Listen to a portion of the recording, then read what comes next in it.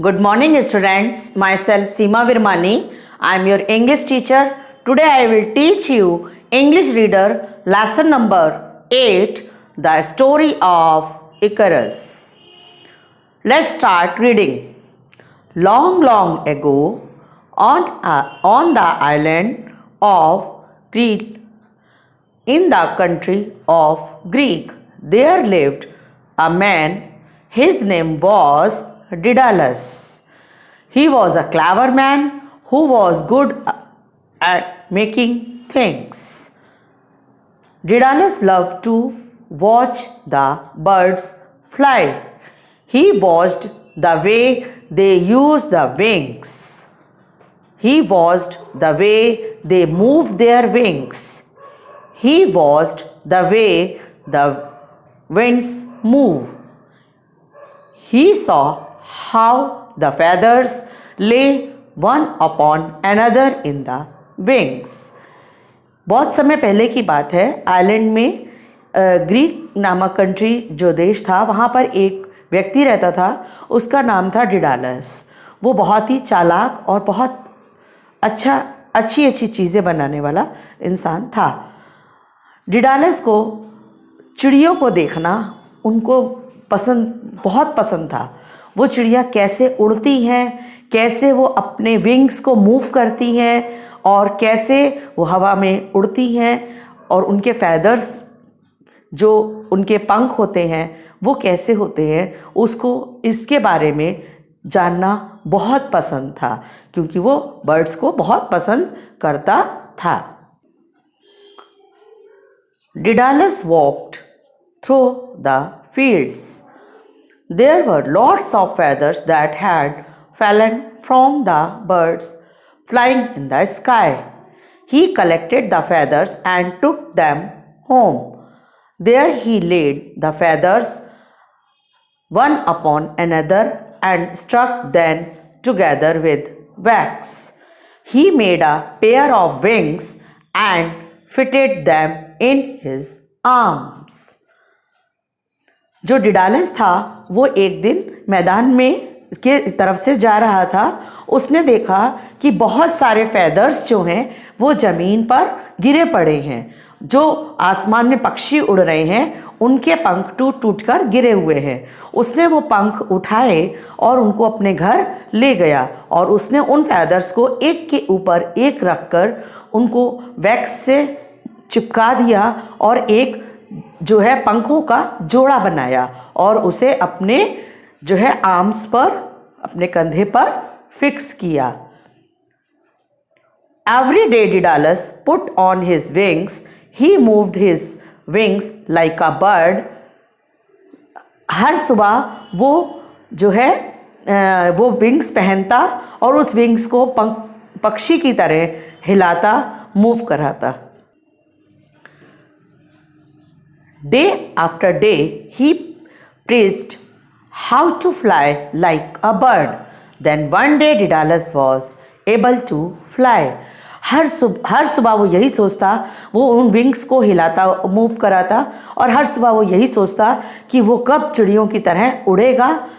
रोज़ाना वो इस तरह का एक्टिविटी करता कि मैं कैसे उड़ूँगा, कैसे चिड़िया उड़ती हैं, मैं कैसे उड़ पाऊँगा।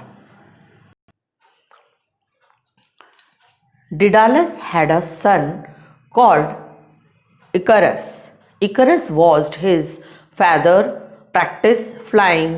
He also wanted a pair of wings. I want to fly too, he said. I want to fly like a bird. Daedalus का एक बेटा था जिसका नाम इकरस था। वो भी अपने पापा की इस प्रैक्टिस को, रोज़ाना उड़ने की प्रैक्टिस को देखता था और उसके मन में भी इच्छा हुई कि मेरे पास भी अगर पंख होंगे तो मैं भी उड़ना चाहता हूँ, वो भी चिड़ियों की तरह। Daedalus loved his son. He collected some feathers, stuck them together with wax and made another pair of wings. Daedalus अपने लड़के से, बेटे से बहुत प्यार करता था। उसने भी कुछ फैदर्स फिर पंख इकट्ठे करे और उनको भी जोड़कर एक जोड़ा विंग्स का बना दिया। He gave it to his son. Icarus was the happiest boy in the world, now he could fly. उसने वो पंख अपने पुत्र को दे दिए। इकरस बहुत खुश हुआ, इतना खुश, और उसके मन की खुशी का ठिकाना नहीं रहा और वो सोचने लगा अब मैं उड़ सकता हूँ। One day Icarus was flying in the garden. Daedalus called him and said, "Be careful, my son. Don't fly too high. Don't fly close the sun. The sun is very hot. The wax is your wings will melt." एक दिन Icarus उन wings को लगाकर उड़ रहा था garden में। Dedalus ने उसको बुलाया और कहा कि बेटा केयरफुली उड़ो और ज़्यादा सन के नज़दीक मत जाना, क्योंकि आपके जो फेदर्स हैं वो वैक्स से जुड़े हुए हैं और अगर आप सन के नज़दीक जाओगे तो वहाँ पर गर्मी के कारण वो वैक्स पिघल जाएगी। Icarus listened to his father, but when he started flying, he was so happy that he forgot his father's word. Icarus ने अपने पिता की इस बात को सुना और लेकिन जब वो उड़ने लगा तो वो इतना खुश था, खुशी के मारे उसको अपने पिता की बात का ध्यान नहीं रहा। Icarus flew like an angel. He flew over the land. He flew over the sea. As he flew higher and higher, he came nearer and nearer to the sun. और वो उस खुशी उसको इतनी थी जैसे वो एक परी की तरह उड़ रहा है। एक उड़ते उड़ते वो एक एंजल की तरह उड़ रहा है। वो उड़ते उड़ते जैसे इतना खुश था कि उसको ध्यान भी नहीं रहा कि वो सन के कितने नज़दीक जा चुका है। Icarus felt warm. He remembered his father's word, but it was too late. The heat from the sun melted the wax on his wings. Icarus को अचानक से गर्मी महसूस हुई। फिर उसे याद आया अपने पिता के वो वर्ड्स कि आप जो है सन के नज़दीक मत जाना, अदरवाइज़ आपकी जो पंख हैं वो मेल्ट हो जाएंगे। लेकिन उस समय बहुत देर हो चुकी थी और वो बिल्कुल सूरज की गर्मी पाकर उसकी विंग्स की वैक्स जो है मेल्ट होने लगी थी।